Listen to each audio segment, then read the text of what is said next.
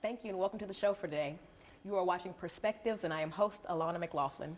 This morning on the show I have Mr. Reggie Barlow of the Tennessee State University football team, head football coach, of the Tennessee State University football team. We're here discussing Reggie's background, his early life, his career, just some of the experiences that he has had and ultimately the impact that he seeks to leave on the Tennessee State University community. Thank you, Coach, for joining me this morning. And to get this ball rolling, I want to talk baby Reggie years. I know you're from Montgomery, Alabama, and set up just kind of what that early childhood looked like. Tell me siblings, tell me hobbies, just what did baby Reggie look like? Yeah, well, thank you for allowing me to come on this platform with you. Excited to be here. Growing up in Montgomery, Alabama, son to Barbara Barlow and Clement Barlow Sr., 4 boys that were my brothers Jeff, my brother Darryl, my brother Clement. Of course, we have a half brother Rodney, but a bonus brother, let me say that. But yeah, growing up in Montgomery, Ridgecrest is the area that we grew up in, the community that we grew up in, and you know, there were some trying times. Yes, sir. Right, growing up in the hood. Tell me about it. And everything. I mean, you know, it's. I think for us, especially once I got a little older, like middle school and stuff. I mean, you start to see a whole bunch of stuff. I mean, yes, sir. Guys getting shot, guys going to jail. You know, but thank God, my mom, you know, did a good job of raising us, keeping us from out of trouble. You can see, you know, people running and getting shot in the neighborhood. Yeah. That's pretty scary. But yeah, my brothers, Jeff, we all played football, baseball, basketball. We were always athletic. Played throughout middle school, high school. And then, of course, was able to go to college. One of my brothers went Major League Baseball, Seattle Mariners. My brother Clement. My brother Darryl went basketball at Southern University. And of course, I went and played football, but... And I have to interject, before going to Alabama State, I want to talk about what high school looked like for you. Yeah. Were your peers who were also playing football, were they able to go to college? Were they kind of victim to the streets? Tell me what you saw in those surroundings. Yeah, I mean, my closest friends, you know, they played basketball. Terry Thomas was one of my good friends. Tim Akers is one of my good friends. He played football. Arthur Dixon, one of my best friends, was in the band. So we're scattered around, yes, but all active in high school stuff. But yeah, I mean, the streets didn't get us. You know, I think you know, there was a lot of other guys that had a lot of ability that the streets did get. They could have been outstanding football, basketball players, baseball players, but you know, for whatever reason, you know, got caught up in the wrong thing. And I know that you were lucky to have like your mom kind of focused on you all, keeping you on that right track. But tell me about just some of the administrators or coaches that also kind of helped keep you in line throughout that early experience. Oh yeah, man, Barbara Ann don't play. That's my mama. So it was, you know, she kept us straight. But thank God for good teachers. I think about last night. I was just telling somebody, Coach Wilson, Jethro Wilson. I was on a podcast. And being in the 9th grade, I had a guy put a pistol to my head. Wow. And I was walking home from a basketball game, and, you know, he said some stuff and, you know, tried to be active with me. And, you know, obviously I didn't stand up for myself until he pulled a gun. It was time to run. Then I think that's when I realized I can go to the NFL, because I was out of that.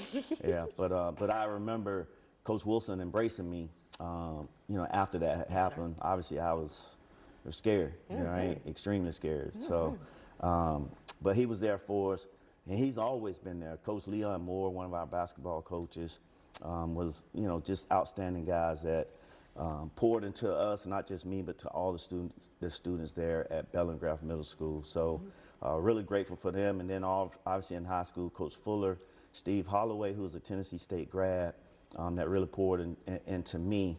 Specifically about football and being a wide receiver and what that looks like. So teachers, I mean, we had some amazing teachers that believed in me. You know, I didn't fare out well early on. I failed the 1st grade and 3rd grade. It was the longest 2 years of my life. No, but I graduated college cum laude, right? Oh, wow. But that was because I had teachers that believed in me, that poured into me. So I'm forever grateful to teachers. And they're the real superheroes. If you hadn't seen a superhero, look at a teacher. They are the real superheroes. I sure agree. And we're going to pick back up in our second and third segments with how these teachers impacted your life. We're going to talk about how they sent you off to college, to the NFL, and how you're kind of giving back to students today. And I encourage viewers to tune into the second segment of Perspectives, where Reggie and I will return to discuss his background, education, his career, and the impact he seeks to leave on Tennessee State University. Welcome to the second segment of the show for today. For viewers just tuning in, I am host Alana McLaughlin, and you are watching Perspectives. This morning on the show, I have Coach Reggie Barlow, head football coach of Tennessee State University's football team, here discussing his background, his education, his career, and ultimately the impact that he seeks to leave on not only the football team, but the entire Tennessee State University community. In our first segment, we set up Mr. Barlow's early life. We set up some early experiences in Alabama, and we left off kind of in that middle to high school transitional period. We're going to talk more about his early life, eventually leading to the NFL, eventually leading to collegiate coaching, and ultimately down here to Tennessee State University. We're coming right back in high school. You're playing football, and this is the early to like mid-90s. Right. Did you ever expect that this would lead to the NFL? Not in high school. I mean, I knew I was passionate about football, but I was more in tune with playing baseball. That was my first love. That was a sport that I enjoyed playing the most. Obviously, how I got my football scholarship was through baseball.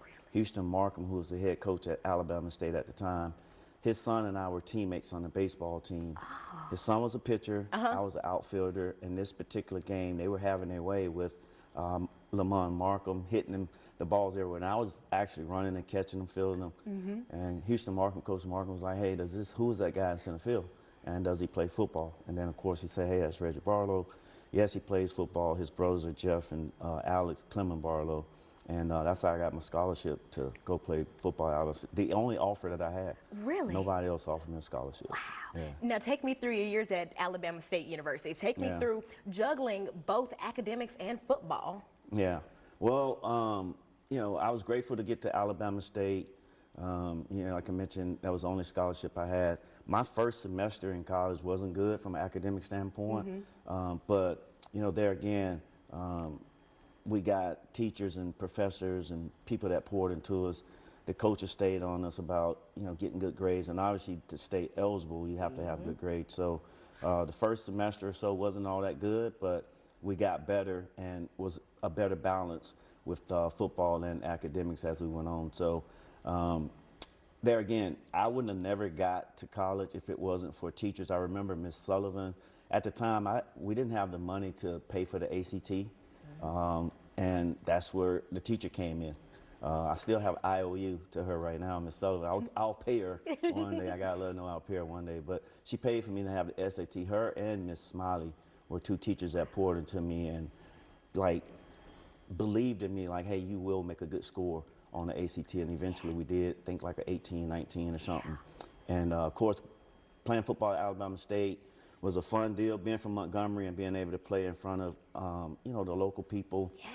Had a great coach in Houston Markham, had really good teammates that made practice and everything competitive. And, you know, we, around our third year is when we started getting notarized for All-Star games, Senior Bowl games, NFL Combine, stuff like that. So we were on our way. Now we're going to fast forward a little bit to 1996, the NFL draft. All right. As someone who is totally ignorant to how this process works, take me through, how did you get the call that you were about to be drafted? Were you just like watching the TV? Take me through that experience. Yeah, so my agent at the time, Richard DeLuca, we kind of had an idea that I would get drafted between the third round and the fifth round. Back then, the first 3 rounds was one day, and then the next day was when they had like the 4th through 7th round. So we kind of was hoping for third round, didn't happen. So Sunday morning early, the draft starts, and I remember we were in our house in Ridgecrest. My mom was getting ready for church. She was actually ready for church, but she wanted to hear my name called. But Barbara Ann don't play about church. I know, that's right. She was like, if they don't hurry up and call your name, I'm gonna miss it. And lo and behold, like as she was getting ready to leave her and my brother to go to church, I get a call from the Jacksonville Jaguars telling me that, hey, we're about to draft you here in the 4th round. And they let Doug Williams, who's a legend, the quarterback that, you know, first African-American to win the Super Bowl, He was working at the time, so they let him do the honors of giving me a call. My mom was able to see it. She went on to church. I was excited. Community was excited, and it was go time at that point. And how quickly after that did you go off to Jacksonville? It was probably like a week and a half. We have like the mini camps where you go there for like 3 days and work out, and then of course you come back, and then you go back out there like after a month or so for training camp. And once I was there, it was good. That was my first time leaving Montgomery. Really? I'm from Montgomery, went to college in Montgomery, so now it's like I'm about to go off and be on my own. I had to figure it out, get a house, get an apartment, all that stuff. But Jacksonville was a prime place to go. It was the second year of the franchise. Had really good coach in Tom Coughlin, a lot of really good teammates. So I was happy to be there in Jacksonville. And it was awesome in Jacksonville. After playing for Jacksonville, I know that you played for both the Raiders and the Buccaneers. Which came first? The Raiders. The Raiders. And Yeah. tell me about that transition to Oakland. Yeah, it was a totally different setup. I mean, to be a guy to play for the Raiders, that's a very historic franchise. And John Gruden was the head coach there. They had some amazing football players there. Mr. Al Davis, the longtime owner. So it was a treat. It was a treat to be far in California, really far. But I enjoyed my time there. Again, it was about the teammates that we had. Tim Brown, Jerry Rice was on that team. Oh, wow. And so I learned a lot, about wide receiver play. Really good team. And then after there, we went to the Buccaneers with John Gruden again for a few years. And this got hot. All your teams are great, but I'm thinking about the Super Bowl. Yeah. That's Super Bowl 37. Right. Tell me, I mean, as someone who's never been to a Super Bowl, nevertheless won one. I mean, tell me about that experience, man. No, it was wild. I mean, I remember us winning the NFC Championship game against Philadelphia Eagles. And that particular year, we stayed a week in San Diego. That's where the Super Bowl was. We practiced and met and did everything out there. But and we ended up playing against the Raiders, who was a team that we had just left from. But man, you want to talk about some good teams, good teammates: Derek Brooks, John Lynch, Warren Sapp, Keyshawn Johnson, Joe Jurevicius. This team was just loaded with talent. Star-studded. Yeah, star-studded, and led by Coach Gruden. He did a good job in the staff of mending that group and allowing us to go and win, the Super Bowl. And just that experience, I'll never forget. Have a chance to have a Super Bowl ring, I'll have that forever. Yeah. And then of course, it's just a fun thing to be a part of. So certainly glad that I was able to be a Buccaneer. Look forward to going back to Tampa each and every year to hang out with old teammates and talk about the glory days. And I just want to hear in this about last minute of this segment, how did your family react? I mean, how did Montgomery celebrate that win? Yeah. Oh man. Oh yeah, my high school, Sidney Lanier High School, had a parade for us. It was a really good thing. My family was able to be there. My son RJ, he was young at the time, but he was able to be there. My close friend Arthur Dixon flew out with the family to be there at the Super Bowl. So just a huge deal. The Gump, as we call it, Montgomery, they celebrated as well, and forever grateful for my hometown. And in our final segment, we're just going to talk about how you took all of these experiences and how you are able to give back to students. Right. We're going to discuss your coaching career leading to Tennessee State University and ultimately the impact that you'd like to leave on these boys, not just winning games or winning championships, but seriously impacting them at home and helping their Barbara Ann at home smile and feel safe at home. Right. And I encourage viewers to tune into the final segment of Perspectives, where Reggie and I will return to discuss his background, his career, his education, the impact that he seeks to leave on Tennessee State University, and more. The final segment of the show for today. For viewers just tuning in, I am host Alana McLaughlin. You are watching Perspectives. This morning on the show, I've had Coach Reggie Barlow, head football coach of Tennessee State University's football team, here discussing his background, his education, his career, and the impact that he seeks to leave on these students and these young athletes at Tennessee State University. If you've missed the first two segments, I encourage you to watch them in their entirety, to hear Reggie's story, to hear just some of the moments and the experiences that have shaped him and shaped the athlete he is, as well as the coach, the parent, and just the man and mentor that he is today. We're coming right back in, talking just about the man. After your NFL career, you coached at Virginia State, at Alabama State, even coaching the United Football League. And just tell me about some of those experiences that kind of shaped you into a coach. Really, I want to start. Tell me about the transition from player to coach. Yeah. I mean, once I retired from football, obviously there's a you know, it's depression. It's what am I going to do next? But one of my former receiver coaches, Richard Mann, he was like, Barlow, you should, you know, look into being a coach at some point. So we retired, took some time off, and was blessed by Richard Moncrief, who was a friend. He was a head coach at Lanier High School, my high school, and he allowed me to come and volunteer to get my feet wet in coaching. And then Charlie Cole, who was the head coach at Alabama State, eventually gave me a job to be the quarterback coach. And then he got another job, and my school, Alabama State, blessed me to be the head coach there. Yeah. And then it just kind of took off from there. We had some success at Alabama State. Eventually was let go there, and then went to Virginia State. Was blessed by that university, Miss Peggy Davis. Love that place, love Virginia State, really a great university. So we coached there for about 6 years. And then the United Football League came calling, and was really blessed to be able to coach pro guys and have that experience. So that was really good. And that was the Defenders, right? The DC Defenders, yeah, who just won a championship this year, right? We played for the championship our first year, and then a year later they won a championship, coached by Shannon Harris, who's on our staff at Tennessee State. So really happy about that. So yeah, we got involved with coaching, coached in the UFL, and then of course we got the call from Dr. Mickey Allen one day, and had a real good conversation with him, and thought this would be new wine, new skin, and a good fit for us.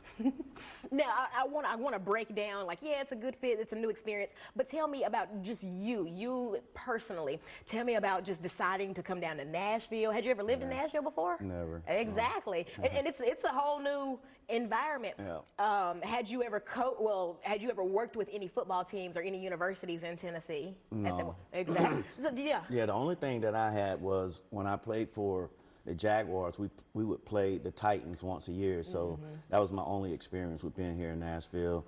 But man, what a great city! A lot going on. I love country music. I love music in general. Oh yeah. Was once a DJ on the radio station, in Montgomery. But yeah, this is a cool place, and had a chance to come here and visit the campus and stuff. I thought I knew about history and tradition here, but once I got here, I realized this is a lot of history, a lot of tradition, not just in the football program, but track, basketball, baseball back in the day. So it's been great.